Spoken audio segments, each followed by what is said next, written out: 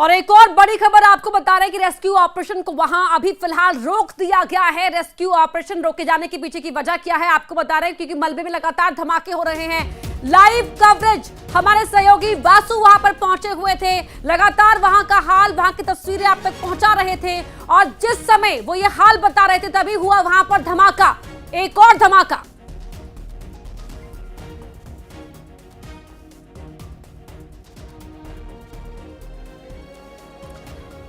और तभी एक और धमाके के बाद रेस्क्यू ऑपरेशन को रोक दिया गया है। वो आवाज हम आपको सुनाएंगे जब लाइव कवरेज के दौरान वहां पर धमाका हुआ और वासु वहां उस समय मौजूद थे। उनकी आवाज आपको सुनाई देगी उस धमाके की आवाज के साथ, जहां वो बताएंगे कि कैसे ये धमाका हुआ उनकी आंखों के सामने। जब रेस्क्यू ऑपरेशन वहां पर चलाया जा रहा था, बारूद हो सकता है कहीं भी इस मलबे के ढेर में नीचे।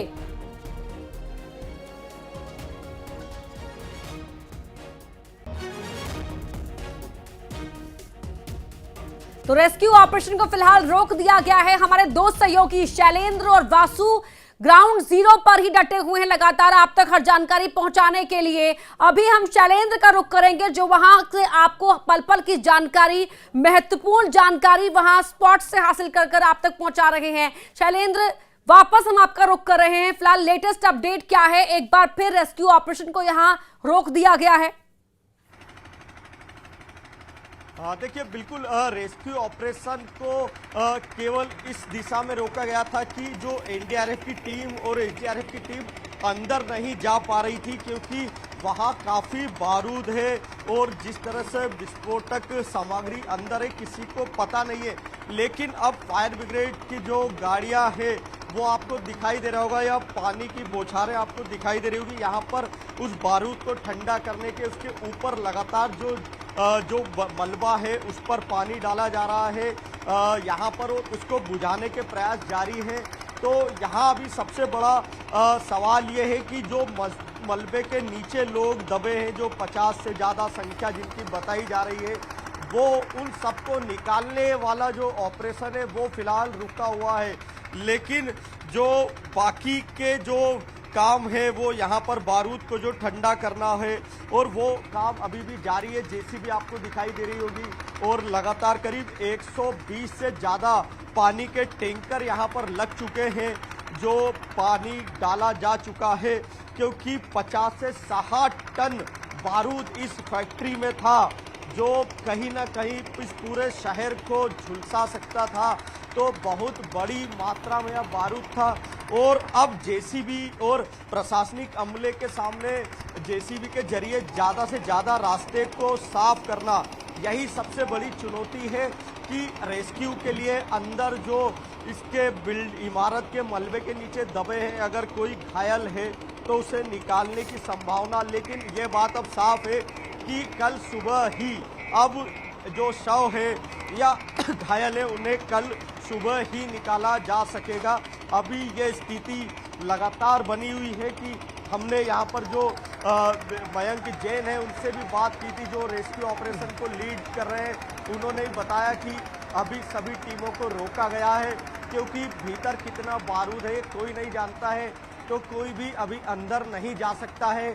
मलबा हटाते समय हमारे साथी जब वासु ने भी आपने देखा होगा कि जब जेसीबी चल रही थी, अचानक से वहाँ पर जेसीबी के ऊपर जाते से ही विस्फोट हुआ और बड़ा एक धमाका हुआ। ऐसे छोटे छोटे अभी धमाके लगातार हो रहे, कई जगह आग की लपटें निकल रही है और अलग अलग हिस्सों में वो नज़र भी आ रही। तो टीमों को भी पीछे किया गया है। अब केवल बड़ी गाड़ियों से जेसीबी और बड़े जो उपकरण हैं उनसे अभी सबसे पहले आग को ठंडा करना और उसके बाद बारूद को कम से कम भपके ये प्रयास करना, यही इंतजाम अभी है। तो फिलहाल ऐसा लगता है कि अब जो मरने वाले हैं या जो बिल्डिंग के अंदर जो दबे घायल हैं फैक्ट्री के नीचे, वो सब अब कल सुबह ही उनको निकालने का अभियान शुरू हो सकेगा। बिल्कुल शैलेंद्र, और जिस तरीके से यहां पर अब सुबह तक का इंतजार किया जा रहा है, क्योंकि इस मलबे के ढेर में कहीं भी एक बार फिर बारूद का धमाका होने की आशंका बनी हुई है। वासु हमारे साथ जुड़ गए हैं। वासु जिस समय आप बता रहे थे, तमाम जानकारियां दे रहे थे, उसी वक्त एक और ब्लास्ट वहां पर हुआ था। जरा बताएं आपने क्या देखा था उस समय। निश्चित तौर पर देखिए, हम लोग लगातार साइट पे रिपोर्टिंग कर रहे थे और जब वहां पे मलबा हटाने का काम जो चल रहा था, और ये मलबा हटाना इसलिए अपर्णा बेहद ज़रूरी है क्योंकि अभी भी स्थानीय लोगों की ओर से और जो यहाँ पे काम करने वाले कर्मचारी थे उनके परिवारजनों की ओर से ये दावा किया जा रहा है कि बहुत सारे लोग मिसिंग हैं। तो ये माना जा रहा है कि ये वो लोग अभी भी मलबे के नीचे दबे हुए हो सकते हैं। लेकिन जब ये मलबा हटाया जा रहा था उसी वक्त एक बारूद की ढेर में जोरदार धमाका होता है और वो कैसे धुएं का गुबार उठता है, आग वहां पर भभकती हुई दिखाई देती है। वो तस्वीरें हम लोगों ने सबसे पहले अपने दर्शकों को दिखाई और उसी दौरान में एनडीआरएफ एसडीआरएफ के जो ऑफिसर यहां पर इस पूरे अभियान की मॉनिटरिंग कर रहे हैं, रेस्क्यू अभियान की मॉनिटरिंग कर रहे हैं, उससे बात भी मैं कर रहा था। तो वो बता रहे थे कि इस तरीके के और भी ज्यादा जो धमाके होने की जो गुंजाइश है वो लगातार यहां पर बनी हुई है, क्योंकि जगह जगह बारूद के जो ढेर है वो लगाए गए थे। और ये भी बताया गया है कि इस फैक्ट्री के अंदर बारूद के तहखाने भी थे, तो वहां पर भी अगर किसी तरीके से पानी का कोई रिएक्शन होता है, ऑक्सीजन का कोई रिएक्शन होता है, या फिर जेसीबी और पोकलेन जो मशीनें चल रही हैं वो वहां तक पहुंचती हैं, तो अचानक से उसमें ब्लास्ट हो जाता है और फिर वहां पे जोरदार धमाका होता है, बड़ा धुएं का गुबार उठता हुआ दिखाई देता है। और जब ये तस्वीरें यहाँ पे सामने आ रही थी तो उस वक्त मुझे एक बार को अपर्णा ये भी महसूस हुआ कि यूक्रेन और रूस के युद्ध के दौरान जिस तरीके से बम ब्लास्ट की तस्वीरें सामने आती थी, कुछ वैसा ही वो धमाका था। अगर मैं अपने दर्शकों को समझाने की कोशिश करूं तो, क्योंकि हम लोग काफी नजदीक खड़े हुए थे उस वक्त, और जब वो पूरा धमाका हुआ तो हम लोगों को भी वहां से तत्काल पीछे हटना पड़ा। तो इस तरीके से ये जो पूरा हादसा पेश आया है, इससे इसकी गंभीरता का अंदाजा लगाया जा सकता है। और अभी भी जो रेस्क्यू ऑपरेशन है वो चल रहा है। हालांकि अब यहाँ पे रात हो चुकी है, अंधेरा हो चुका है, खेत के बीच में ये फैक्ट्री थी तो लाइट्स के बहुत ज्यादा यहाँ पे साधन नहीं है। काम फिलहाल जारी है। बिल्कुल वासु, बहुत सावधान रहिए आप और शैलेंद्र दोनों ही, क्योंकि आप जिस जगह पर है बहुत ही हाईली सेंसिटिव जोन यहाँ पर है। और देखिए, आरोप लगाए जाते हैं पत्रकारों पर, लेकिन कितना बड़ा रिस्क लेकर यहाँ पर आप दोनों इस समय कवरेज कर रहे हैं। दर्शक समझ पा रहे होंगे कि ये बहुत ही संवेदनशील पूरा ये जोन है जहां पर आप दोनों इस वक्त वहां ग्राउंड जीरो पर हैं। और तस्वीरें लगातार आपके जरिए हम दर्शकों तक आगे भी पहुंचाते रहेंगे। फिलहाल सीएम जो हैं बेहद सख्त हैं इस हादसे के बाद, और घटना की जांच के लिए 3 सदस्यीय कमेटी बनाने का ऐलान भी कर दिया गया है। साथ ही मंत्रालय में बैठक भी ली है सीएम ने, और हरदा में मौजूद भोपाल कमिश्नर कलेक्टर से जानकारी हासिल की है। क्या कहना था उनका, आपको सुनवाते हैं। घोषणा की है कि जो भी घायल होगा उसका इलाज पूरा मुफ्त किया जाएगा। जिनके घर में ये घटना घटी है या जिनकी मृत्यु हुई है उनको परिवार को लगभग 4 लाख रुपए प्रति परिवार उसमें देने की हमने घोषणा की है। साथ ही साथ कोशिश कर रहे हैं कि इसमें जो घायल हैं उनको पूरा यथायोग्य सब प्रकार का इलाज कराया जा सके।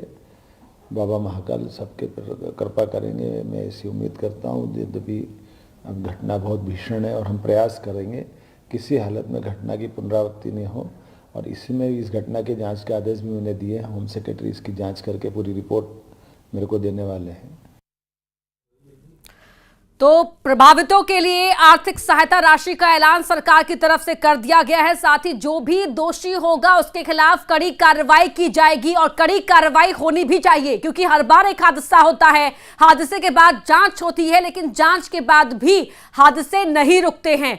और अब यहां पर सख्त कदम उठाया जाना बेहद जरूरी हो गया है। रिहायशी इलाके में किस तरह से फैक्ट्री चलाई जा रही थी, यहां पर वासु हमारे सहयोगी शैलेंद्र लगातार जुड़े हुए हैं। वासु का एक बार फिर रुक कर लेते हैं। वासु, अब तक आपने वहां पर बहुत लोगों से बात की है इस पूरे हादसे को लेकर, क्या क्या खास इनपुट आपको मिल पाया है? निश्चित तौर पर देखिए, जो आसपास के रहवासी हैं, जो यहाँ के लोग हैं, जो बेहतर रूप से इस फैक्ट्री को जानते थे और जहाँ पर बेहतर रूप से समझते थे कि किस तरीके से ये फैक्ट्री में काम होता था, उन्होंने साफ तौर पर ये बात कही है कि बड़ी लापरवाही यहाँ पर बरती जाती थी और पहले भी छोट-मोट जो हादसे हैं वो यहाँ पर होते रहे हैं, लेकिन उसके बावजूद भी बहुत ज़्यादा ध्यान जो है वो यहाँ पे नहीं दिया गया। और देखिए, रह रह के यहाँ पर लगातार जो धुआं और आग है वो उठ रही है। और अभी हम लोग जब बात कर रहे थे तभी पीछे से देखिए वाटर कैनन चलाई गई और थोड़ी सी जो आग है वो उसको बुझाने का काम किया गया है। यहाँ के जो लोग हैं अपर्णा, उनकी सबसे बड़ी चिंता यही है कि अभी भी और कितने लोग यहाँ पर दबे हुए हैं, क्योंकि हादसा जितना बढ़ा हुआ है, जिस तरीके से विस्फोट हुए हैं, लोगों का ये कहना है कि अगर कुछ लोगों की इस पूरे मलबे में दब के मौत भी हुई होगी तो उनको पहचानना भी यहाँ पे दूभर हो जाएगा, उनको पहचानना भी मुश्किल हो जाएगा। तो ये भी आप मान के चलिए कि इस दर्दनाक हादसे की एक बड़ी भयावह तस्वीर ये भी होगी कि कुछ परिजन जो हैं वो अपनों से अब कभी मिल नहीं पाएंगे, और मिलना तो बहुत दूर की बात है, अगर उनके अवशेष भी उन्हें मिल जाए तो भी वो बहुत बड़ी बात होगी। ये सबसे बड़ी जो चिंता है वो जो है वो व्यक्त की जा रही है। और लगातार यहाँ पे देखिए आप, रेस्क्यू ऑपरेशन तो चल ही रहा है, लेकिन इस सब के बीच लोगों का ये कहना है कि जब ये हादसा हुआ तो वहाँ पे बड़ी संख्या में लोग उस दौरान मौजूद थे, लोग जो है वो उस समय वहाँ पे काम कर रहे थे। तो बहुत सारे जो लोग हैं वो अभी भी लापता हैं, और अब देखने वाली बात ये होगी कि 2 से 3 दिनों के बाद जब ये पूरा मलबा हट जाएगा यहाँ से, ये जो आग लगातार यहाँ पे धधक रही है, जब वो आग बुझ जाएगी तो वहाँ पे जो मृतकों की संख्या है वो और कितनी पहुँचती है, क्योंकि 200 से ज़्यादा लोगों के घायल होने की खबर तो आ ही चुकी है। 1 दर्जन लोगों की इस पूरे हादसे में कहीं ना कहीं जान गंवाने की जो पुष्टि है वो हो चुकी है, लेकिन फिलहाल लोग जो हैं वो यही बता रहे हैं कि ये जो आंकड़ा है